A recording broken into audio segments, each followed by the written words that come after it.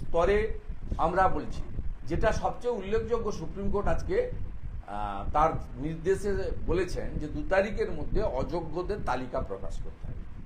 এটা অত্যন্ত গুরুত্বপূর্ণ এই কারণে 2022 সালে যখন মাননীয় তদানীন্তন জাস্টিস অভিজিৎ গাঙ্গুলি মহোদয় অর্ডার দিয়েছিলেন, তিনি কিন্তু প্রায় 7,000-এর কাছাকাছি অযোগ্যকে কেন অযোগ্য বলে চিহ্নিত করে তিনি কিন্তু 26,000-এর চাকরি বাতিলের সিদ্ধান্ত নেন। কিন্তু এই মুখ্যমন্ত্রী তার দম্ভ, উদ্ধত্ত, অহংকার এবং তার ভাইপোর নেতৃত্বে যেহেতু টাকা তোলা হয়েছে, টাকার বিনিময়ে যেহেতু চাকরিগুলো হয়েছে, অধিকাংশ চাকরি হয়েছে, আর কিছু তৃণমূলের নেতাদের আত্মীয় স্বজন পেয়েছেন, এই বিষয়ে তারা রাজ্যের তৃণমূল কংগ্রেস সরকার অযোগ্যদের চাকরি দিতে পারেন না, এটা তাদের গোঁ ছিল। তাই আজকে 22 সাল থেকে 25 সালের শেষ অবধি তারা টেনে নিয়ে গেছেন। ডিসেম্বর মাস পর্যন্ত এদের চাকরি আছে।